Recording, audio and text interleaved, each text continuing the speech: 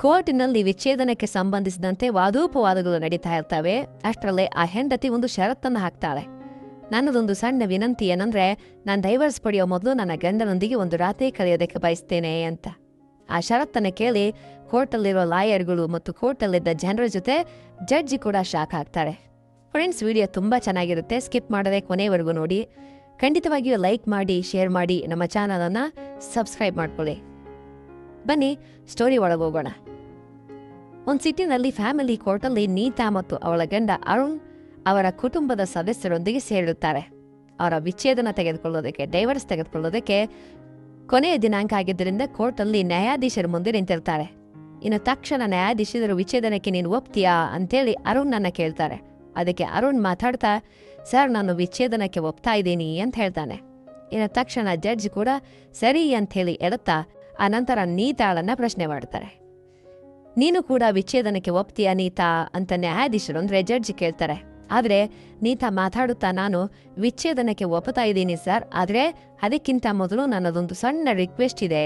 ಅದೇನಂದ್ರೆ, ನಾನು ಡೈವರ್ಸ್ ಪಡೆಯೋದಕ್ಕಿಂತ ಮೊದಲು ನನ್ನ ಗಂಡನೊಂದಿಗೆ ಒಂದು ರಾತ್ರಿ ಕಳೆಯೋದಕ್ಕೆ ಬಯಸ್ತೀನಿ ಅಂತ ಹೇಳ್ತಾಳೆ. ಆ ಮಾತುಗಳನ್ನು ಕೇಳಿದ ಜಡ್ಜ್ ಕೋಪದಿಂದ, ನೀತಾ, ನಿನ್ನ ಡೈವರ್ಸ್ ಕೇಸು ಕಳೆದ 4 ವರ್ಷಗಳಿಂದ ಈ ಕೋರ್ಟಲ್ಲಿ ಮುಂದುವರಿತಾ ಇದೆ ಅಂತೇಳಿ ನಿನಗೆ ಗೊತ್ತಿದೆಯಲ್ವಾ?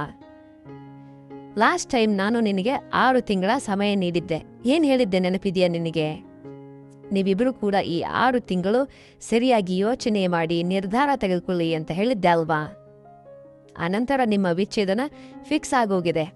ಆ ಸಮಯದಲ್ಲಿ ನೀವು ಒಂದು ನಿರ್ಧಾರಕ್ಕೆ ಬರದೇ ಇದ್ರೆ, ಆಗ ನಾನು ನನ್ನ ಕಡೆಯಿಂದ ನಿರ್ಧಾರ ಹೇಳಿದ್ರೆ ಅದನ್ನು ನೀವು ಕಡ್ಡಾಯವಾಗಿ ಒಪ್ಕೊಳ್ಬೇಕು ಅಂಥೇಳಿ ಕೂಡ ನಿಮಗೆ ಹೇಳಿದ್ದೆ ಅಲ್ವಾ ಅಂತ ಜಡ್ಜ್ ನೀತಾಗೆ ಸ್ವಲ್ಪ ಗಟ್ಟಿಯಾಗಿ ಜೋರಾಗಿ ಮಾತಾಡ್ತಾರೆ.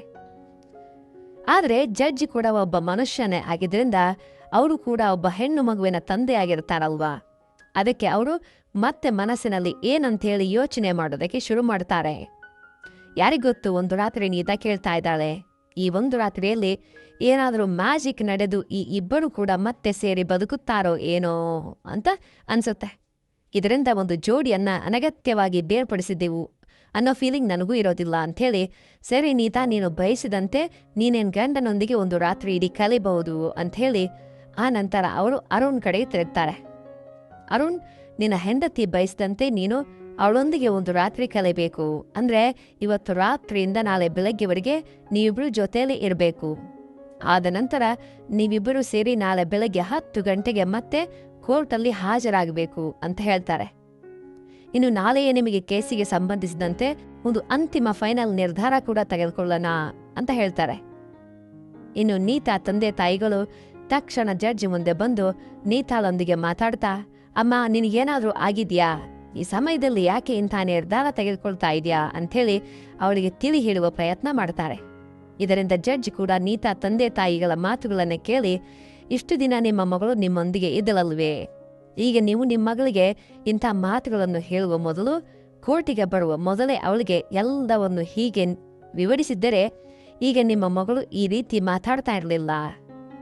ಇದರಿಂದ ಇವತ್ತಿನ ನಿರ್ಧಾರ ಕೂಡ ನಿಮ್ಮ ಮಗಳ ಕೈಯಲ್ಲಿ ಇರ್ತಾ ಇತ್ತು ಅಲ್ವಾ?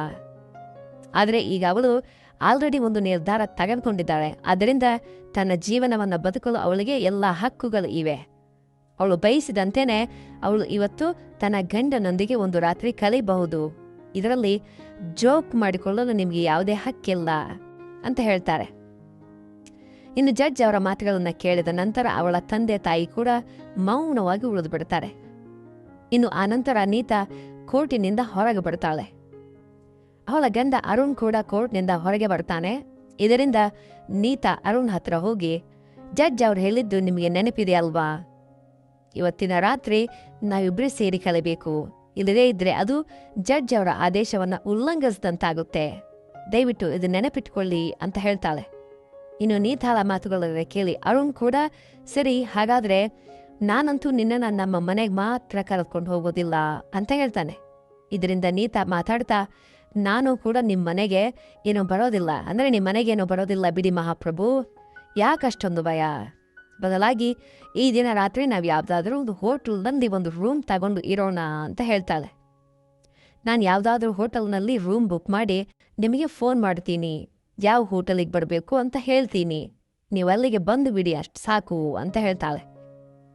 ಇನ್ನು ಆ ನಂತರ ನೀತಾ ಹೇಳಿದಂತೆ ಒಂದು ಒಳ್ಳೆಯ ಹೋಟೆಲ್ನಲ್ಲಿ ರೂಮ್ ಕೂಡ ಬುಕ್ ಮಾಡ್ತಾಳೆ. ಆ ನಂತರ ತನ್ನ ಗಂಡನಿಗೆ ಫೋನ್ ಮಾಡಿ ಸಾಯಂಕಾಲ ಒಂದು 7 ಗಂಟೆಗೆ ಹೋಟೆಲ್ಗೆ ಬರುವಂತೆ ಹೇಳ್ತಾಳೆ. ಇನ್ನು ಅರುಣ್ ಕೂಡ ನೀತಾ ಹೇಳಿದಂತೆಯೇ ಸುಮಾರು 7 ಗಂಟೆಗೆ ಹೋಟೆಲ್ಗೆ ತಲುಪ್ತಾನೆ. ಆ ನಂತರ ಅವಳು ಹೇಳಿದ ರೂಮ್ಗೆ ಹೋಗ್ತಾನೆ. ಆದರೆ ಅಷ್ಟೊತ್ತಿಗೆ ಆ ಕೋಣೆಯಲ್ಲಿ ನೀತಾ ಇರಲಿಲ್ಲ. ಇನ್ನು ಅವಳಿಗಾಗಿ ಕಾಯುತ್ತಾ ಇದ್ದ ಇವನು. ಒಂದು 20 ನಿಮಿಷಗಳ ನಂತರ ನೀತಾ ಹೊಸ ಮಧುವಣಗೆತ್ತಿಯಂತೆ ಒಂದು ಕೆಂಪು ಬಣ್ಣದ ಸೀರೆಯಲ್ಲಿ ಸುಂದರವಾಗಿ ನಲಿದು ಆ ಹೋಟೆಲ್ ರೂಮನ್ನು ಪ್ರವೇಶಿಸ್ತಾಳೆ. ಇನ್ನು ಅವಳನ್ನು ನೋಡಿದ ತಕ್ಷಣ ಅರುಣ್ ಒಂದು ಕ್ಷಣ ತಾನು ಮದುವೆಯಾದ ಮೊದಲ ರಾತ್ರಿಯನ್ನು ನೆನಪಿಸ್ಕೊಳ್ತಾನೆ.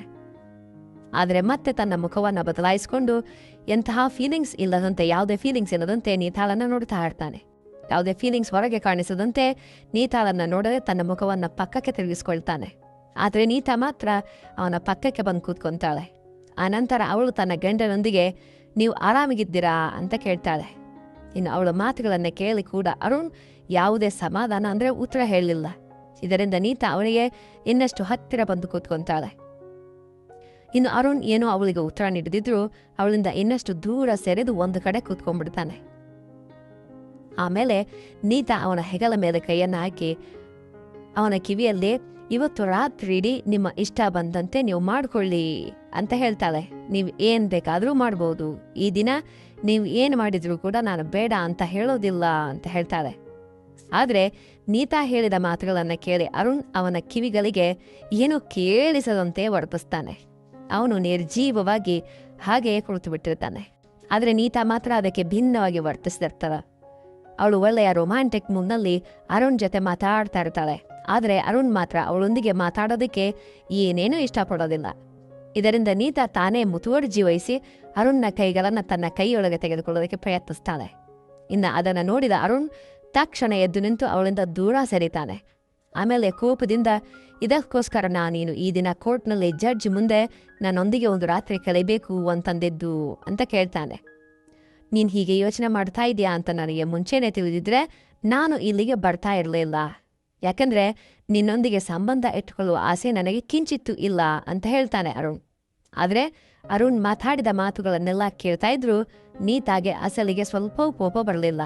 ಅವಳು ಪೂರ್ತಿ ಪ್ರಶಾಂತವಾಗಿ ಅವನ ಮಾತುಗಳನ್ನೆಲ್ಲ ಕೇಳಿಸ್ಕೊಳ್ತಾಳೆ. ಬಹುಶಃ ಅವಳು ಕೂಡ ಇನ್ನೇನೋ ಯೋಚಿಸ್ತಾ ಇರ್ಬೋದು. ಇನ್ನು ಅವಳ ಕಡೆ ನೋಡಿ ಕಿರುನಗೆ ನಗುತ್ತಾ, ಯಜಮಾನ್ರೆ, ಈ ದಿನ ನೀವು ಏನು ಮಾತಾಡಿದ್ರು ಕೂಡ ನನಗೆ ತೊಂದರೆ ಇಲ್ಲ ಅಂತ ಹೇಳ್ತಾಳೆ. ಯಾಕಂದ್ರೆ ನೀವೇನು ಮಾತಾಡಿದ್ರು ಕೂಡ ಈಗಲೂ ಕೂಡ ನಾನು ನಿಮ್ಮ ಹೆಂಡತಿಯೇ ಅಂತ. ಈ ದಿನ ರಾತ್ರಿ ನಿಮಗೆ ನನ್ನ ಮೇಲೆ ಪೂರ್ಣ ಹಕ್ಕು ಇದೆ.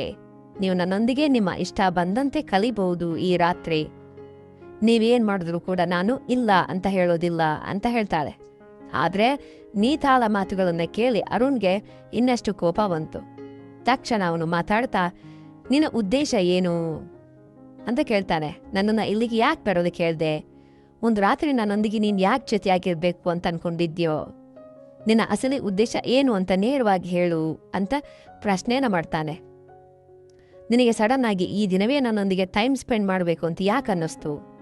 ಈ 4 ವರ್ಷಗಳಲ್ಲಿ ನಾನು ಎಷ್ಟೋ ಬಾರಿ ನೀತಾ ನಿನ್ನ ಮನಸ್ಸು ಬದಲಾಯಿಸ್ಕೋ, ನಾವಿಬ್ಬರು ಸೇರಿ ಇರೋಣ, ನೀತಾ ಡೈವರ್ಸ್ ಬೇಡ ಅಂತ ನಿನಗೆ ಎಷ್ಟೋ ಬಾರಿ ಹೇಳಿದ್ದೆ ಅಲ್ವಾ? ಆದರೆ ಈ 4 ವರ್ಷಗಳಲ್ಲಿ ನಿನಗೆ ಯಾವತ್ತೂ ಕೂಡ ನಿನ್ನ ಗಂಡನೊಂದಿಗೆ ಸೇರಿ ಇರಬೇಕೆಂಬ ಆಸೆ ಉಂಟಾಗ್ಲಿಲ್ವಾ? ಆದರೆ ಇದನ್ನ ನೀನು ಸಡನ್ ಆಗಿ ಇಂಥ ನಿರ್ಧಾರ ಯಾಕೆ ತಗೊಂಡೆ? ಈ ದಿನ ರಾತ್ರಿ ನನ್ನೊಂದಿಗೆ ಯಾಕೆ ಹೀಗೆ ವರ್ತಿಸ್ತಾ ಇದೆಯಾ ಅಂತ ಕೇಳ್ತಾನೆ. ಇನ್ನು ಅವನು ಮಾತಾಡ್ತಾ ಇರುವ ಎಲ್ಲ ಮಾತುಗಳನ್ನು ಕೇಳಿದ ನೀತಾ ಅವನು ಹೇಳಿದ ಮಾತುಗಳಿಗೆ ಉತ್ತರವನ್ನು ನೀಡ್ತಾಳೆ. ಅವಳೇನೊಂದು ಹೇಳಿದ್ಲು ಅಂದರೆ, ಬಹುಶಃ ನೀವು ಮರ್ತೋಗಿರ್ಬೋದು, ಯಾವ ವಿಷಯಗಳಿಂದ ನಾವು ವಿಚ್ಛೇದನ ಪಡಿತಾ ಇದ್ದೀವೋ ಮತ್ತೆ ನೀವು ಅದೇ ರೀತಿ ಮಾತಾಡ್ತಾ ಇದ್ದೀರಿ ಅಂತ ಹೇಳಿದ್ಲು. ಇದರಿಂದ ಅರುಣ್ ಕೋಪದಿಂದ, ಈ ದಿನ ನಾವಿಬ್ರು ಅಂದರೆ ಈ ರಾತ್ರಿ ನಾವಿಬ್ರು ಯಾಕೆ ಜೊತೆಯಲ್ಲಿರಬೇಕು ಅಂಥೇಳಿ ನೀನು ಜಡ್ಜ್ ಮುಂದೆ ಹೇಳಿದ್ಯೋ ಆ ವಿಷಯದ ಬಗ್ಗೆ ಮೊದಲು ನನಗೆ ಹೇಳು ಅಂತ ಹೇಳ್ತಾನೆ. ಆಮೇಲೆ ನೀತಾ ಒಂದು ನೋವಿನಿಂದ ಒಂದು ಮಾತಾಡುತ್ತಾ, ಕಳೆದ 4 ವರ್ಷಗಳಿಂದ ನಮ್ಮ ಡೈವರ್ಸ್ ಕೇಸ್ ಕೋರ್ಟಲ್ಲಿ ನಡೀತಾನೆ ಇದೆ.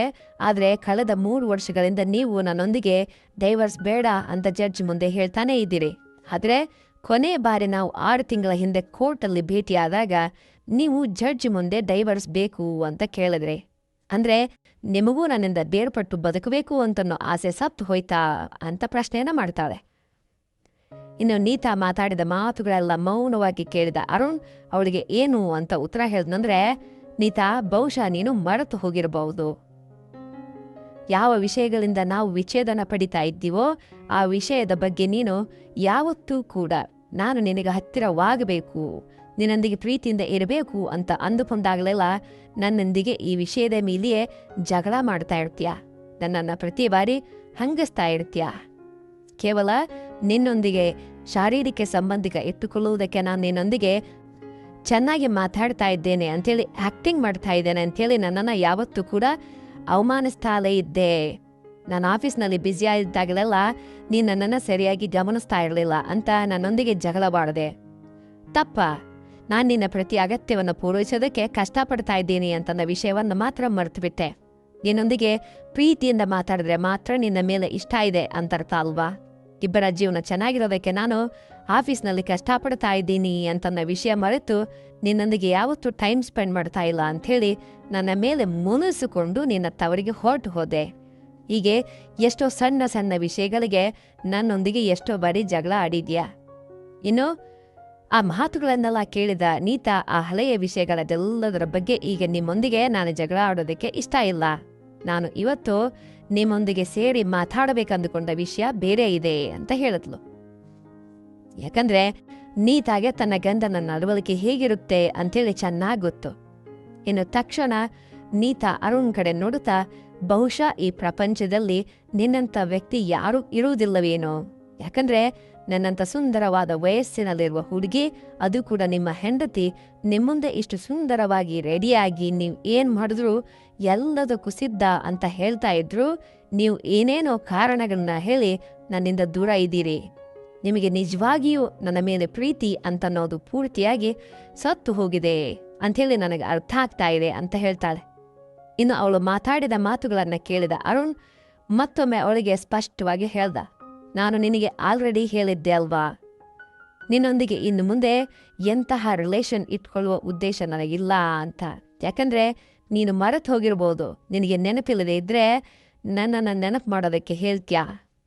ನನ್ನೊಂದಿಗೆ ನೀನೇನು ಹೇಳಿದ್ಯೋ ಮರೆತು ಹೋದ್ನಾ? ನೀನ್ ಏನಂದೆ? ಹೆಣ್ಣಿನಿಂದ ಗಂಡಸು ಕೇವಲ ಒಂದು ಶಾರೀರಿಕ ಸುಖವನ್ನು ಮಾತ್ರ ಬಯಸ್ತಾನೆ ಅಂತ ಹೇಳಿದೆ. ಇನ್ನು ಅದು ದೊರೆತ ತಕ್ಷಣ ಅವಳ ಬಗ್ಗೆ ಗಂಡ ಅಸಲಿಗೆ ಏನು ಗಮನಿಸೋದಿಲ್ಲ ಅಂತ ಹೇಳಿದ್ದೆ ಅಲ್ವಾ? ಮತ್ತೆ ನನ್ನೊಂದಿಗೆ ಹಾಗೆ ಮಾತಾಡಿ ಅವಮಾನಿಸಿದೆ ನೀನು ಈ ದಿನ ನನ್ನೊಂದಿಗೆ ಯಾಕೆ ಈ ರೀತಿ ವರ್ತಿಸ್ತಾ ಇದೆಯಾ ಅಂತ ಕೇಳ್ತಾನೆ. ಮತ್ತೆ ನನ್ನೊಂದಿಗೆ ರಿಲೇಶನ್ಶಿಪ್ ಯಾಕೆ ಇಟ್ಕೊಳ್ಬೇಕು ಅಂತ ಅನ್ಕೊಳ್ತಾ ಇದೆಯಾ ಅಂತ ಅರುಣ್ ಕೇಳ್ತಾನೆ ನೀತಾಗೆ. ಅಸಲಿಗೆ ಇಷ್ಟಕ್ಕೂ ಅಸಲಿ ವಿಷಯ ಏನಂತ ಹೇಳು ನೀತಾ, ನೀನೇನೋ ಮನಸ್ಸಿನಲ್ಲಿ ಇಟ್ಕೊಂಡು ನನ್ನನ್ನು ಭೇಟಿಯಾಗಬೇಕು ಅಂತ ಅನ್ಕೊಂಡ ವಿಷಯ ನನಗೆ ಗೊತ್ತು, ಆದ್ದರಿಂದ ನಿನ್ನ ಮನಸ್ಸಿನಲ್ಲಿ ಇರೋದೇನೋ ಧೈರ್ಯವಾಗಿ ಹೇಳು ಅಂತ ಹೇಳ್ತಾನೆ. ಇದರಿಂದ ಅವಳು ಏನಂತ ಹೇಳಿದ್ಲಂದ್ರೆ, ನೀವು ಚೆನ್ನಾಗಿ ಅರ್ಥ ಮಾಡ್ಕೊಂಡಿದ್ದೀರಿ ಯಜಮಾನ್ರೆ, ನಿಮ್ಮೊಂದಿಗೆ ಸಂಬಂಧ ಇಟ್ಟುಕೊಳ್ಳುವ ಉದ್ದೇಶ ನನಗೂ ಇಲ್ಲ. ಮುಖ್ಯವಾಗಿ ನಿಮ್ಮೊಂದಿಗೆ ಎಂಜಾಯ್ ಮಾಡೋದಕ್ಕಾಗಿ ಮಾತ್ರ ಈ ದಿನ ನಿಮ್ಮೊಂದಿಗೆ ಈ ರಾತ್ರಿ ಕಳೆಯಬೇಕು ಅಂತ ನಾನು ಅಂದುಕೊಂಡಿಲ್ಲ. ನಾನು ಕೇವಲ ಒಂದು ಪ್ರಶ್ನೆಗೆ ಉತ್ತರ ತಿಳ್ಕೊಳ್ಳೋದಕ್ಕೋಸ್ಕರವೇ ಈ ರಾತ್ರಿ ನಿಮ್ಮೊಂದಿಗೆ ಕಲಿಬೇಕು ಅಂತ ಅನ್ಕೊಂಡಿದ್ದೇನೆ. ಅದೇನು ಅಂದರೆ, ನಮ್ಮಿಬ್ಬರ ಡೈವರ್ಸ್ ಕೇಸು 4 ವರ್ಷಗಳಿಂದ ನಡೀತಾ ಇದೆ.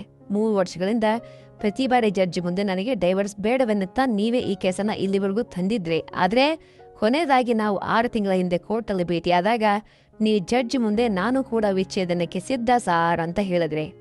ಅಂದಾಗೆ ನೀವು ನನ್ನಿಂದ ಬೇರ್ಪಟ್ಟ ನಂತರ ಬಹಳ ಸಂತೋಷವಾಗಿರಬೇಕು ಅಲ್ವಾ? ಹ್ಯಾಪಿಯಾಗಿ ನಿಮ್ಮ ಫ್ರೆಂಡ್ಸ್ ಜೊತೆ ಸುತ್ತಾ ಇರಬೇಕಲ್ವಾ? ಮುಖ್ಯವಾಗಿ ನೀವು ನೋಡೋದಕ್ಕೆ ಬಹಳ ದೌರ್ಬಲ್ಯವಾಗಿ ಕಾಣ್ತಾ ಇದ್ದೀರಿ. ಅಂದೇ ನಾನು ನಿಮ್ಮನ್ನು ನೋಡಿ ನೀವ್ಯಾಕೆ ಹೀಗಾದ್ರಿ ಅಂತ ಯೋಚಿಸ್ತಾನೇ ಇದ್ದೆ. ನಿಮ್ಮ ಕಣ್ಣುಗಳಾಗಲಿ ಅಥವಾ ನಿಮ್ಮ ಮುಖವನ್ನಾಗಲಿ ನೋಡಿದ್ರೆ ನಿಮಗೆ ಜೀವನದ ಮೇಲೆ ವಿರಕ್ತಿ ಉಂಟಾದಂತೆ, ನಿಮ್ಮ ಜೀವನ ನಿಮಗೆ ಇಷ್ಟವಿಲ್ಲದಂತೆ ನೀವು ಕೋರ್ಟಲ್ಲಿ ಫೀಲ್ ಆಗ್ತಾ ಇರೋದು ನನಗೆ ಕಾಣಿಸ್ತು. ಅಸಲಿಗೆ ಈ 6 ತಿಂಗಳಲ್ಲಿ ಏನ್ ನಡೀತು? ಈ ದಿನ ಕೂಡ ನಿಮ್ಮ ಮುಖ ಯಾಕೆ ಹೀಗೆ ಸುಕ್ಕಾಗಿ ಬಹಳ ದೌರ್ಬಲ್ಯವಾಗಿ ಕಾಣಿಸ್ತಾ ಇದ್ದೀರಿ ಅಂತ ಕೇಳ್ತಾಳೆ. ಯಾವಾಗ ಎಷ್ಟೇ ಕಷ್ಟಗಳು ಬಂದರೂ, ನಮ್ಮಿಬ್ಬರ ಮಧ್ಯೆ ಎಷ್ಟೇ ಜಗಳಗಳಿದ್ರೂ ನೀವು ಯಾವಾಗಲೂ 4 ಜನರ ಮಧ್ಯೆ ಬಹಳ ಪ್ರಶಾಂತವಾಗಿ ಕಾಣಿಸ್ತಿದ್ದೀರಿ ಅಲ್ವಾ? ಅಂತಹ ನೀವು ಈ ರೀತಿ ಯಾಕೆ ತಯಾರಾದ್ರಿ? ಯಾಕಂದ್ರೆ ನೀವು ಎಂತಹ ಸಮಸ್ಯೆಗಳು ಬಂದರೂ ತಲೆ ಕೆಡಿಸ್ಕೊಳ್ದೆ ಬಹಳ ಆನಂದವಾಗಿರುವ ಟೈಪ್ ಮನುಷ್ಯ ಅಲ್ವಾ? ನಮ್ಮಿಬ್ಬರ ಮಧ್ಯೆ ಯಾವ ಜಗಳ ನಡೆದ್ರು, ಯಾವ ವಾದ ನಡೆದ್ರು ಯಾವಾಗಲೂ ನನ್ನೊಂದಿಗೆ ಪೈಪೋಟಿ ನಡೆಸಿ ವಾದ ಮಾಡ್ತಾ ಇದ್ರಿ ಅಲ್ವಾ? ಆದ್ರೆ ಈ ದಿನ ನೀವು ನನ್ನೊಂದಿಗೆ ಮಾತಾಡೋದಕ್ಕೆ ಕೂಡ ಯಾಕೆ ಇಷ್ಟಪಡ್ತಾ ಇಲ್ಲ? ಇದಕ್ಕೆ ನಾನು ಉತ್ತರ ತಿಳಿದುಕೊಳ್ಳಬೇಕು ಅಂತ ಅನ್ಕೊಳ್ತಾ ಇದ್ದೀನಿ. ಬಹುಶಃ ನೀವು ಒಂದು ವೇಳೆ ನನಗೆ ನಿಜವಾಗಿಯೂ ಪ್ರಾಮಾಣಿಕವಾಗಿ ಒಂದು ಉತ್ತರ ಹೇಳ್ದಿದ್ರೆ ನಾನು ನಿಮಗೆ ವಿಚ್ಛೇದನ ಕೂಡ ನೀಡುವುದಿಲ್ಲ ಅಂತ ಹೇಳ್ತಾನೆ.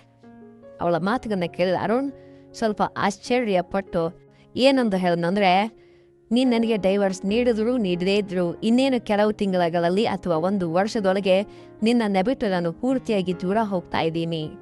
ಆಮೇಲೆ ನೀನು ನನ್ನ ಮುಖವನ್ನು ನೋಡಬೇಕಂದ್ರೂ ಕೂಡ ನೋಡೋದಕ್ಕೆ ಸಾಧ್ಯ ಇಲ್ಲ. ನೀನು ಬಯಸಿದ್ರೂ ಕೂಡ ಅದು ಯಾವತ್ತೂ ನಡೆಯೋದಿಲ್ಲ ಅಂತ ಹೇಳ್ತಾನೆ. ಇನ್ನು ಅವನ ಮಾತುಗಳನ್ನು ಕೇಳುತ್ತಾ ನೀತಾ ಹೀಗಂತಾಳೆ, ಇಷ್ಟಕ್ಕೂ ನೀವು ಏನು ಮಾತಾಡ್ತಾ ಇದ್ದೀರೋ ನನಗೆ ಅರ್ಥ ಆಗ್ತಾ ಇಲ್ಲ, ಸ್ವಲ್ಪ ಅರ್ಥ ಆಗುವಂತೆ ಹೇಳ್ತೀರಾ ಅಂತ ಕೇಳ್ತಾಳೆ.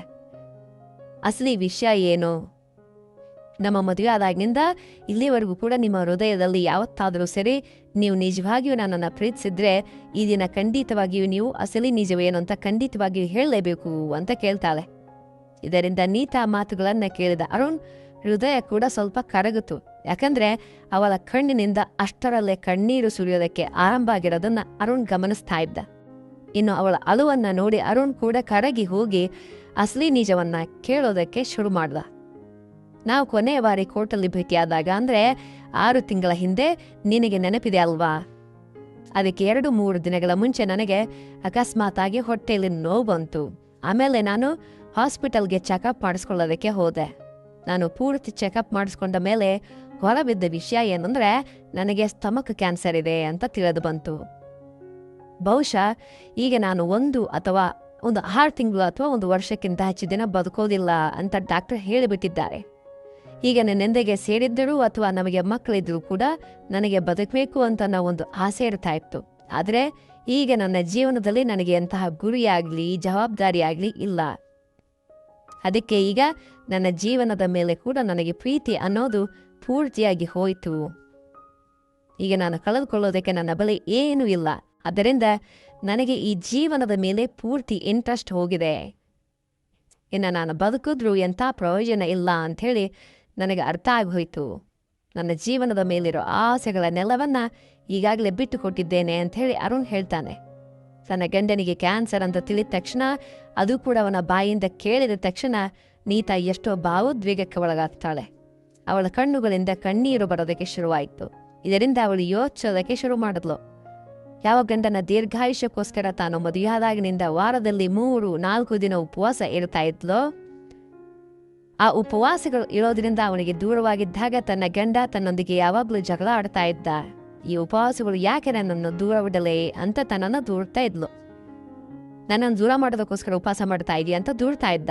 ಅಂತ ತನ್ನ ಗಂಡನಿಗಾಗಿ ಎಷ್ಟು ಪೂಜೆಗಳು ಉಪವಾಸಗಳು ಮಾಡಿದ್ಲು. ಅಂತ ತನ್ನ ಗಂಡ ಈ ದಿನ ಮೃತ್ಯುವಿನೊಂದಿಗೆ ಒಂಟಿಯಾಗಿ ಹೋರಾಡ್ತಾ ಇದ್ದಾನೆ. ಎಲ್ಲಕ್ಕಿಂತ ಹೆಚ್ಚಾಗಿ ಅವನು ತಾನು ಬದುಕಲು ಕೂಡ ಇನ್ನು ಮುಂದೆ ಎಂಥ ಆಸೆ ಇಲ್ಲ ಅಂತ ಹೇಳ್ತಾ ಇದ್ದಾನೆ. ಅವನ ಪರಿಸ್ಥಿತಿ ಬಗ್ಗೆ ತಿಳಿದುಕೊಂಡು ನೀತಾ ನಿಜವಾಗಿಯೂ ತುಂಬಾ ಎಮೋಷನಲ್ ಆದ್ಲು. ಇನ್ನು ಅವಳು ಭಾವೋದ್ವೇಗಕ್ಕೆ ಒಳಗಾಗಿ ತಕ್ಷಣ ಅರುಣ್ ನನ್ನ ಅಪ್ಪಿಕೊಂಡ್ಲು. ಆದರೆ ಅರುಣ್ ಮಾತ್ರ ನೀತಾ ತನ್ನನ್ನು ಹತ್ತಿರಕ್ಕೆ ತೆಗೆದುಕೊಂಡ್ರು ಎಂತಹ ಸ್ಪಂದನೆ ಇಲ್ಲದೆ ಹಾಗೇ ನಿಂತು ಬಿಟ್ಟ. ಅವನ ಮನಸ್ಸಿನಲ್ಲಿ ಏನಂದುಕೊಳ್ತಾ ಇದ್ನಂದ್ರೆ, ಇನ್ನು ಮುಂದೆ ನಾನು ಬದುಕಿರೋದು ಸಾಧ್ಯ ಇಲ್ಲ.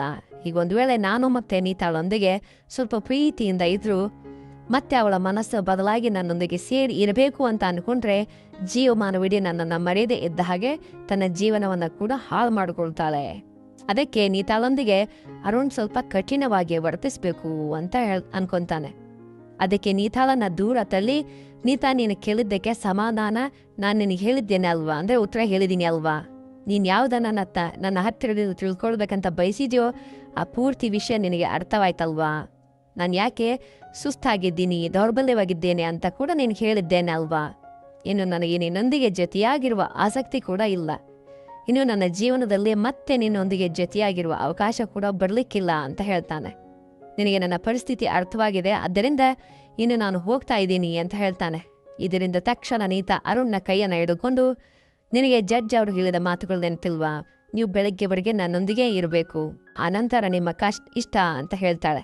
ಯಾಕಂದ್ರೆ ನಾಳೆ ಬೆಳಗ್ಗೆ 10 ಗಂಟೆಗೆ ಜಡ್ಜ್ ಮುಂದೆ ಹಾಜರಾಗಿ ನಮ್ಮ ವಾಗ್ಮೂಲ ಅಂದರೆ ಬಾಯಿ ಮಾತನ್ನು ನೀಡಿ ನಮ್ಮಿಬ್ರಿಗೂ ಡೈವರ್ಸ್ ಪಡಿಬಹುದು ಅಂತ ಹೇಳ್ತಾಳೆ. ಬಹುಶಃ ನಾನು ಮತ್ತೆ ನಿಮ್ಮೊಂದಿಗೆ ಈ ಜೀವನದಲ್ಲಿ ಜೊತೆಯಾಗಿರೋದಿಲ್ವೇನೋ, ನಿಮಗೂ ಕೂಡ ಮತ್ತೆ ಇನ್ನೊಂದು ಅವಕಾಶ ಬರಲಿಕ್ಕಿಲ್ಲ. ಆದ್ದರಿಂದ ನಾನು ನಿಮಗೆ ಮತ್ತೆ ಹೇಳ್ತಾ ಇದ್ದೀನಿ, ನೀವು ಈ ದಿನ ರಾತ್ರಿ ನನ್ನೊಂದಿಗೆ ಹೇಗೆ ಇರಬೇಕಂದ್ರೂ ನಿಮ್ಮ ಇಷ್ಟ, ನಾನು ಬೇಡ ಅನ್ನೋದಿಲ್ಲ ಅಂತ ಹೇಳ್ತಾಳೆ. ಆದರೆ ಅಷ್ಟರಲ್ಲೇ ಎಷ್ಟು ಎಮೋಷ್ನಲ್ ಆಗಿ ಮತ್ತು ಅನಾರೋಗ್ಯದಿಂದ ಬಳಲ್ತಾ ಇರುವ ಅರುಣ್ ಮೂಡ್ ಮಾತ್ರ ಅಸಲಿಗೆ ಚೆನ್ನಾಗಿರಲಿಲ್ಲ. ಯಾಕಂದರೆ ಅವನು ಈಗಾಗಲೇ ಮನಸ್ಸಿನಲ್ಲಿ ತುಂಬ ಬಾಧೆ ಪಡ್ತಾ ಇರ್ತಾನೆ. ಅದಕ್ಕೆ ತನಗೆ ಎಷ್ಟೋ ಇಷ್ಟವಾದ ತನ್ನ ಹೆಂಡತಿ ತನ್ನನ್ನು ಹತ್ತಿರಕ್ಕೆ ಕರೆದುಕೊಳ್ಳಿ ಅಂತ ಹೇಳ್ತಾ ಇದ್ರು ಅವಳನ್ನು ದೂರವಿಡುತ್ತಲೇ ಇದ್ದಾನೆ. ಅದಕ್ಕಿಂತ ಹೆಚ್ಚಾಗಿ ಅವಳೊಂದಿಗೆ ಮತ್ತೆ ರಿಲೇಷನ್ ಇಟ್ಕೊಂಡು ಅವಳ ಜೀವನವನ್ನು ಕೂಡ ಇನ್ನಷ್ಟು ತೊಂದರೆ ಪಡಿಸಬೇಕೆಂದು ಅವನು ಅಂದುಕೊಳ್ತಿಲ್ಲ. ಆ ನಂತರ ಅವರಿಬ್ಬರು ಮಂಚದ ಮೇಲೆ ಒಬ್ರಿಗೊಬ್ರು ದೂರವಾಗಿ ಕುಳಿತುಕೊಂಡ್ರು. ಇಬ್ಬರು ಕೂಡ ತಮ್ಮ ಜೀವನದಲ್ಲಿನ ಹಳೆಯ ನೆನಪುಗಳನ್ನು ನೆನಪಿಸಿಕೊಂಡ್ರು. ತಮ್ಮ ಜೀವನದಲ್ಲಿ ನಡೆದ ಎಷ್ಟೋ ಮಧುರ ಕ್ಷಣಗಳನ್ನು ನೆನಪಿಸ್ಕೊಂಡ್ರು. ಅವರ ಮದುವೆಯಾದ ನಂತರ ಅವರು ಹ್ಯಾಪಿಯಾಗಿದ್ದು ಪ್ರೀತಿಯಿಂದ ಕಳೆದ ಆ ಕ್ಷಣಗಳಿಂದ ಮೊದಲುಗೊಂಡು ಆ ನಂತರ ಅವರ ಜೀವನದಲ್ಲಿ ಬಂದ ಸಣ್ಣ ಸಣ್ಣ ಜಗಳಗಳು, ಕೊನೆಗೆ ಅವರು ವಿಚ್ಛೇದನ ತೆಗೊಳ್ತಾ ಇರುವ ಕಾರಣಗಳು ಎಲ್ಲದರ ಬಗ್ಗೆ ಮಾತಾಡ್ತಾ ಮತ್ತೆ ನಿಂದೆ ತಪ್ಪು ಅನ್ನುತ್ತಾ ಇಬ್ಬರು ಕೂಡ ಮತ್ತೊಮ್ಮೆ ಚೆನ್ನಾಗಿ ಜಗಳವಾಡಿದ ನಂತರ ಒಬ್ಬರ ಮೇಲೆ ಒಬ್ಬರಿಗೆ ಮತ್ತೆ ಕೋಪ ಬಂತು. ಇನ್ನು ಅವರ ಕೋಪ ಹದ್ದು ಮೀರಿ ನೀತಾ ಒಂದು ಕಡೆಗೆ ತಿರುಗಿ ಮಲಗಿದ್ರೆ ಅರುಣ್ ಇನ್ನೊಂದು ಕೂಡ ಕಡೆಗೆ ತಿರುಗಿ ಮಲಗದ. ಆದರೆ ಆ ಇಬ್ಬರು ಕಣ್ಣು ಮುಚ್ಚುತ್ತಾರೆ. ಆದರೆ ಮನಸ್ಸಿನಲ್ಲಿ ಕೆಲವು ಸಾವಿರ ಆಲೋಚನೆಗಳಿಂದ ತೊಳಲಾಡ್ತಾ ಇರುತ್ತೆ. ಅಂತಹ ಪರಿಸ್ಥಿತಿಯಲ್ಲಿ, ಅಂತಹ ವಾತಾವರಣದಲ್ಲಿ ಯಾರಿಗಾದ್ರೂ ಹೇಗೆ ನಿದ್ದೆ ಬರುತ್ತೆ ಹೇಳಿ? ಆದ್ದರಿಂದ ಇಬ್ಬರೂ ಕೂಡ ಕಣ್ಣನ್ನು ಮುಚ್ಚಿ ನಿದ್ದೆ ಮಾಡೋದಕ್ಕೆ ಪ್ರಯತ್ನಿಸಿ ಯಾವಾಗಲೂ ನಿದ್ದೆ ಹೋಗ್ತಾರೆ. ಇನ್ನು ಬೆಳಗ್ಗೆ ಸುಮಾರು 7 ಗಂಟೆಗೆ ನೀತಾ ಫೋನಲ್ಲಿ ಅಲಾರಾಮ್ ಮುಳಗಿದ್ರಿಂದ ಅವಳು ಎದ್ದು ತನ್ನ ಗಂಡನನ್ನ ಕೂಡ ನಿದ್ದೆಯಿಂದ ಎಬ್ಬಿಸಿ ಈಗ ನೀವು ಹೋಗೋ ಸಮಯ ಬಂದಿದೆ ಅಂತ ಹೇಳ್ತಾಳೆ. ಇನ್ನು ತಕ್ಷಣ ಅರುಣ್ ಕೂಡ ಹೌದು, ಈ ದಿನದ ನಂತರ ಇನ್ನು ಮುಂದೆ ನೀನು ಮತ್ತೆ ನನ್ನನ್ನು ಯಾವತ್ತೂ ಭೇಟಿಯಾಗಬೇಡ, ನಾವು ಡೈವರ್ಸ್ ಕೂಡ ತೆಗೆದುಕೊಳ್ಳೋಣ ಅಂತ ಹೇಳ್ತಾನೆ. ಇದರಿಂದ ನೀತಾ ಮಾತಾಡ್ತಾ, ನಾನು ನಿಮಗೆ ಇನ್ನೊಂದು ಗಂಟೆ ಸಮಯ ನೀಡಬೇಕಂದ್ಕೊಂಡಿದ್ದೇನೆ, ನಿಮ್ಮ ಮನಸ್ಸು ಬದಲಿಸ್ಕೊಳ್ಳುವ ಒಂದು ಅವಕಾಶ ಏನಾದರೂ ಇದ್ರೆ ಹೇಳಿ ಅಂತ. ಮತ್ತೆ ಇನ್ನೇನಾದರೂ ಆಲೋಚನೆ ಇದ್ರೂ ನಾನೊಂದಿಗೆ ಸೇರಿ ಇರಬೇಕು ಅಂತ ಅನ್ಕೊಂಡ್ರು ಆಲೋಚನೆ ಮಾಡಿ ಹೇಳಿ ಅಂತ ಹೇಳ್ತಾಳೆ. ಆದರೆ ಅರುಣ್ ಮಾತ್ರ ಅವಳ ಮಾತುಗಳನ್ನು ನಿರಾಕರಿಸ್ತಾನೆ. ಅವನು ತನ್ನ ನಿರ್ಧಾರ ಬದಲಿಸುವ ಅವಕಾಶವಿಲ್ಲ ಅಂತ ಹೇಳಿ ಅಲ್ಲಿಂದ ಹೊರಟು ಹೋಗ್ತಾನೆ. ಇನ್ನು ಆ ನಂತರ ಇಬ್ಬರು ಕೂಡ ಮತ್ತೆ ಅವರ ಕುಟುಂಬದ ಸದಸ್ಯರೊಂದಿಗೆ ಸೇರಿ ಬೆಳಗ್ಗೆ ಒಂದು 10 ಗಂಟೆಗೆ ಕೋರ್ಟಲ್ಲಿ ಹಾಜರಾಗ್ತಾರೆ. ಆದರೆ ಅಷ್ಟರಲ್ಲಿ ಆ ಇಬ್ಬರ ಮನಸ್ಸಲ್ಲಿ ಕೂಡ ಅವರ ದಾರಿಗಳು ಬೇರೆ ಆಗಿರುತ್ತವೆ. ಇನ್ನು ಜಡ್ಜ್ ಕೂಡ ಬೆಳಗ್ಗೆ ಆ ದಿನ ತುಂಬ ಹೊಸ ಉತ್ಸಾಹದಿಂದ ಕೋರ್ಟಿಗೆ ಬರ್ತಾರೆ. ಯಾಕಂದರೆ ಬಹುಶಃ ಈ ದಂಪತಿಗಳು ಈ ದಿನ ಒಂದಾಗ್ತಾರೋ ಏನೋ ಅಂತ ಅವರು ಕೂಡ ಆಲೋಚನೆ ಮಾಡ್ತಾ ಇರಬಹುದು. ಇದಕ್ಕೆ ಕಾರಣ ಹಿಂದಿನ ದಿನ ರಾತ್ರಿ ಒಬ್ರಿಗೊಬ್ರು ಜೊತೆ ಕಳೆದಿದ್ದಾರೆ. ಆದ್ದರಿಂದ ಅವರಿಬ್ರು ಮನಸ್ಸು ಬದಲಾಯಿಸಿಕೊಂಡು ಒಂದಾಗಿ ಬಿಡ್ತಾರೇನೋ ಅಂಥೇಳಿ ಜಡ್ಜ್ ಭಾವಿಸ್ತಾ ಇರ್ತಾರೆ. ಇದರಿಂದ ಅವರಿಗೆ ವಿಚ್ಛೇದನೆ ನೀಡಬೇಕಾದ ಅಗತ್ಯವಿಲ್ಲ ಅಂಥೇಳಿ ಕೂಡ ಫೀಲ್ ಆಗ್ತಾರೆ. ಇನ್ನು ಹಾಗೆ ಆಲೋಚಿಸಿದ ನ್ಯಾಯಾಧೀಶರು ಮೊದಲಿಗೆ ಅರುಣನ್ನ ಕರೆದು ಈಗಲೂ ಕೂಡ ನಿನಗೆ ಡೈವರ್ಸ್ ಬೇಕಾ ಅಂತ ಕೇಳ್ತಾರೆ. ಇದರಿಂದ ಅರುಣ್ ತಕ್ಷಣ ಜಡ್ಜ್ ಅವರಿಗೆ ಸಮಾಧಾನ ಅಂದರೆ ಉತ್ತರ ನೀಡ್ತಾ ಹೌದು ಸರ್, ನನಗೆ ಡೈವರ್ಸ್ ಬೇಕು ಅಂತ ಹೇಳ್ತಾನೆ. ಇನ್ನು ಅವನ ಮಾತುಗಳನ್ನು ಕೇಳಿದ ಜಡ್ಜ್ ಅವರು ಆಶ್ಚರ್ಯಪಟ್ಟರು.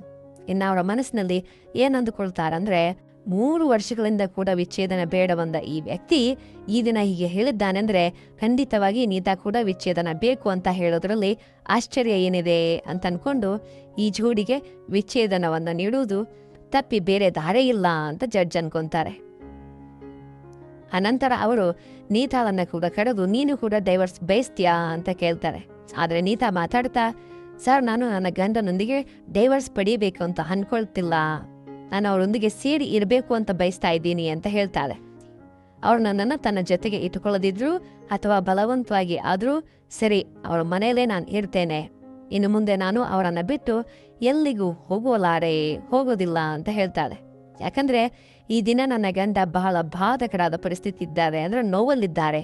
ಅವರಿಗೆ ನಾನೀಗ ಸಪೋರ್ಟ್ ಆಗಿ ಇರಬೇಕು ಅಂತ ಅನ್ಕೊಳ್ತಾ ಇದ್ದೀನಿ. ಅವರನ್ನು ಈ ಸಮಯದಲ್ಲಿ ನಾನು ಒಂಟಿಯಾಗಿ ಬಿಟ್ಟು ಎಲ್ಲಿ ಹೋಗಬೇಕು ಅಂತ ಅನ್ಕೊಳ್ತಾ ಇಲ್ಲ, ಎಲ್ಲೂ ಹೋಗ್ಬೇಕು ಅಂತ ಅನ್ಕೊಳ್ತಾ ಇಲ್ಲ ಅಂತ ಹೇಳ್ತಾಳೆ. ಆ ಸಮಯದಲ್ಲಿ ಒಂದು ವೇಳೆ ನಾನು ಅವರಿಗೆ ಜೊತೆಯಾಗಿ ಇರದಿದ್ರೆ ಬಹುಶಃ ಅವರು ಇನ್ನಷ್ಟು ಡಿಪ್ರೆಷನ್ಗೆ ಕೂಡ ಹೋಗಿಬಿಡಬಹುದು, ಹಾಗೆ ತನ್ನ ಜೀವನವನ್ನು ವಿಷಾದವಾಗಿ ಮುಗಿಸಿಬಿಡಬಹುದು ಕೂಡ. ಈ ರೀತಿ ಅವರು ನನಗೆ ದೂರವಾಗೋದು ನಾನು ಭರಿಸಲಾರೆ. ಹಾಗೆ ಜೀವನದಲ್ಲಿ ನನ್ನನ್ನು ನಾನು ಯಾವತ್ತೂ ಕ್ಷಮಿಸಿಕೊಳ್ಳಲಾರೆ ಅಂತ ಹೇಳ್ತಾಳೆ. ಇದರಿಂದ ಜಡ್ಜ್ ಅವರು ಮಾತಾಡ್ತಾ, 4 ವರ್ಷಗಳಿಂದ ಯಾವತ್ತೂ ಕೂಡ ನನಗೆ ಡೈವರ್ಸ್ ಬೇಕು ಅಂತ ಕೇಳ್ತಾ ಇದ್ದೆ ಅಲ್ವಾ, ನೀತಾ ಮತ್ತ್ಯಾಕೆ ಈ ರೀತಿ ನಿನ್ನ ಮನಸ್ಸನ್ನು ಹೀಗೆ ಬದಲಾಯಿಸ್ಕೊಂಡೆ?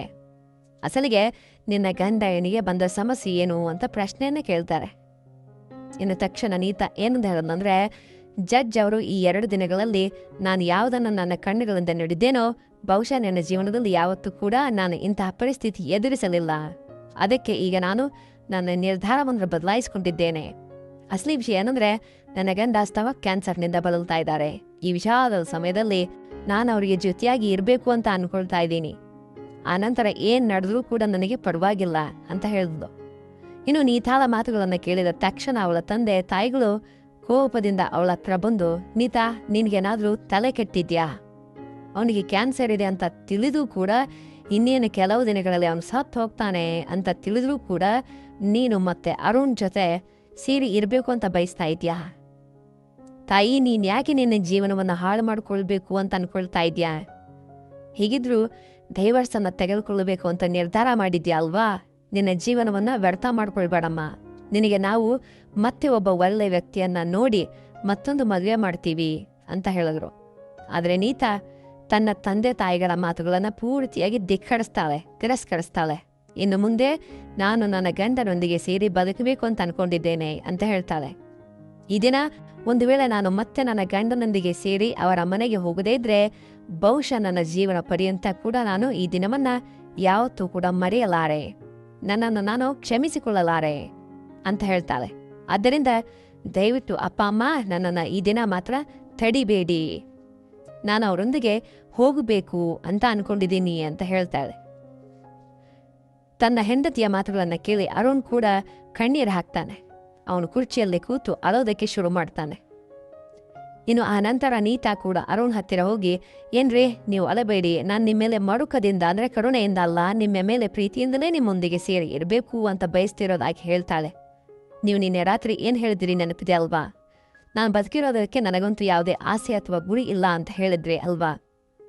ಹೀಗೆ ನಿಮಗೆ ಜೀವನದಲ್ಲಿ ಒಂದು ಗುರಿ ಇದೆ. ಇನ್ನು ಮುಂದೆ ನೀವು ನಿಮ್ಮ ಹೆಂಡತಿಯಾಗಿ ಆದರೂ ಬದುಕಿಯೇ ಇರಬೇಕು. ನಿಮ್ಮ ಆರೋಗ್ಯವನ್ನು ನೀವು ಬಹಳ ಜಾಗೃತಿಯಾಗಿ ನೋಡ್ಕೊಳ್ಬೇಕು ಅಂತ ಕೇಳ್ತಾಳೆ. ನೀವು ನನಗಾಗಿ ಅದು ಸಿರಿ ಜೀವಂತವಾಗಿ ಇರಬೇಕು ಅಂತ ಹೇಳ್ತಾಳೆ. ಇದರಿಂದ ಅರುಣ್ ಕೂಡ ಕಿರುನಗೆ ನಗುತ್ತಾ ಬಹಳ ಸಂತೋಷದಿಂದ ನೀತಾಳ ಕೈ ಹಿಡಿದುಕೊಂಡು ಆ ನಂತರ ಅವಳನ್ನು ಅಪ್ಕೊಳ್ತಾನೆ. ಇನ್ನು ಜಡ್ಜ್ ಕೂಡ ಆ ದಂಪತಿಗಳನ್ನು ನೋಡಿ ಹ್ಯಾಪಿಯಾಗಿ ಫೀಲ್ ಆಗಿ ಅವರ ವಿಚ್ಛೇದನ ಕೇಸನ್ನು ವಜಾಗೊಳಿಸ್ತಾರೆ. ಕೊನೆಗೆ ಆ ಇಬ್ಬರ ಜೋಡಿ ಹೇಗೋ ಒಂದಾಯಿತು. ದೇವ್ರೆ, ಇನ್ನು ಮುಂದೆ ನಿನ್ನ ಮೇಲೆ ಭಾರ, ಈ ಜೋಡಿ ಬೇರ್ಪಡದಂತೆ ಇರೋದಕ್ಕೇನೋ 4 ವರ್ಷಗಳಿಂದ ಈ ಕೇಸನ್ನ ಈ ರೀತಿ ಸಾಗುವಂತೆ ಮಾಡಿದ್ಯಾ? ನನ್ನ ಜಡ್ಜ್ಮೆಂಟ್ ಏನಿದೆ ಅದನ್ನು ನೀಡಿದ್ದೇನೆ, ಆದರೆ ಫೈನಲ್ ಜಡ್ಜ್ಮೆಂಟ್ ನಿನ್ನ ಕೈಯಲ್ಲಿದೆ. ಅದರಿಂದ ಆ ಜೋಡಿ ಎಂದಿಗೂ ಜೊತೆಯಾಗಿರುವಂತೆ, ಅವರ ಆರೋಗ್ಯ ಚೆನ್ನಾಗಿರುವಂತೆ ಮಾಡು ಸ್ವಾಮಿ ಅಂತ ಜಡ್ಜ್ ಕೂಡ ಮನಸ್ಸಿನಲ್ಲಿ ಪ್ರಾರ್ಥನೆಯನ್ನು ಮಾಡ್ತಾರೆ. ಅನಂತರ ನೀತಾ ಆನಂದವಾಗಿ ತನ್ನ ಗಂಡನೊಂದಿಗೆ ಸೇರಿ ತನ್ನ ಅತ್ತೆ ಮನೆಗೆ ಹೋಗ್ತಾಳೆ. ತನ್ನ ಗಂಡನನ್ನ ಜಾಗೃತಿಯಾಗಿ ನೋಡ್ಕೊಳ್ಳೋದಕ್ಕೆ ಶುರು ಮಾಡ್ತಾಳೆ. ಇದಕ್ಕಿಂತ ಮುಂಚೆ ಯಾವಾಗ ನೋಡಿದ್ರೂ ತನ್ನ ಗಂಡನೊಂದಿಗೆ ಸಣ್ಣ ಸಣ್ಣ ವಿಷಯಕ್ಕೆ ಜಗಳ ಬರ್ತಾ ಇದ್ದ ನೀತಾ ಇಂದಿನಿಂದ ತನ್ನ ಗಂಡನನ್ನ ಇನ್ನಷ್ಟು ಕೇರಿಂಗ್ ಆಗಿ ಪ್ರೀತಿಯಿಂದ ನೋಡ್ಕೊಳ್ಳೋದನ್ನ ನೋಡಿದ ಅರುಣ್ ಕೂಡ ತನ್ನ ಹೆಂಡತಿಗಾಗಿ ಆದರೂ ಬದುಕಬೇಕು ಅಂತನೋ ಆಕಾಂಕ್ಷೆಯಿಂದ ಜಾಗೃತಿಯಾಗಿ ಟ್ರೀಟ್ಮೆಂಟ್ ಮಾಡಿಸ್ಕೊಳ್ಳುತ್ತಾ ಒಳ್ಳೆಯ ಡಯಟ್ ಫಾಲೋ ಮಾಡೋದ್ರಿಂದ ಅವನ ಕ್ಯಾನ್ಸರ್ ಕೂಡ ಗುಣವಾಗುತ್ತೆ ಅಂಥೇಳಿ ಡಾಕ್ಟರ್ ಅವನಿಗೆ ಒಂದು ಭರವಸೆಯನ್ನ ನೀಡ್ತಾರೆ. ಆ ನಂತರದಿಂದ ಅವನು ಇನ್ನಷ್ಟು ಆನಂದವಾಗಿ ಸೇರಿ ಬದುಕೋದಕ್ಕೆ ಶುರು ಮಾಡ್ತಾರೆ. ಈ ರೀತಿ 4 ವರ್ಷಗಳಿಂದ ಬೇರ್ಪಡಬೇಕು ಅನ್ನೋ ಬಯಸಿದ ಈ ಜೋಡಿ ತಿರುಗಿ ಮತ್ತೆ ಒಂದಾಗಿ ಹ್ಯಾಪಿಯಾಗಿ ಅವರ ಜೀವನಗಳನ್ನು ಬಹಳ ಚೆನ್ನಾಗಿ ಕಳೀತಾ ಇದ್ದಾರೆ.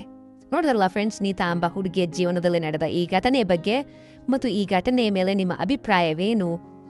ಇವ್ರು ಮಾಡಿದ್ದೆಲ್ಲ ಸರಿನಾ ತಪ್ಪಾ ಅಂತ ಕೆಳಗೆ ಕಮೆಂಟ್ ಬಾಕ್ಸ್ನಲ್ಲಿ ಕಮೆಂಟ್ ಮಾಡಿ. ಇದರಿಂದ ನಮ್ಮ ವಿಡಿಯೋ ಯಾವ ಪ್ರದೇಶದವರೆಗೆ ಅಂದರೆ ಯಾವ ಡಿಸ್ಟಿಕ್ವರೆಗೂ ತಲುಪಿದೆ ಅಂತ ವಿಷಯ ನಮಗೂ ಅರ್ಥ ಆಗುತ್ತೆ. ಫ್ರೆಂಡ್ಸ್, ಇದು ಮತ್ತೆ ಇವತ್ತಿನ ವಿಡಿಯೋ. ಈ ವಿಡಿಯೋವನ್ನು ಲೈಕ್ ಮಾಡಿ, ನಿಮ್ಮ ಫ್ರೆಂಡ್ಸ್ ಎಲ್ಲರಿಗೂ ಖಂಡಿತವಾಗಿ ಶೇರ್ ಮಾಡಿ. ಹಾಗೆ ಇನ್ನಷ್ಟು ಇಂಥ ವಿಡಿಯೋಗಳಿಗಾಗಿ ನಮ್ಮ ಚಾನಲನ್ನು ಸಬ್ಸ್ಕ್ರೈಬ್ ಮಾಡಿ. ಇಂತಹ ಇನ್ನೊಂದು ಅತ್ಯುತ್ತಮ ಕಥೆಯೊಂದಿಗೆ ನಿಮ್ಮನ್ನು ಭೇಟಿ ಆಗ್ತೇವೆ. ಧನ್ಯವಾದಗಳು. ಶುಭ ದಿನ. Take care.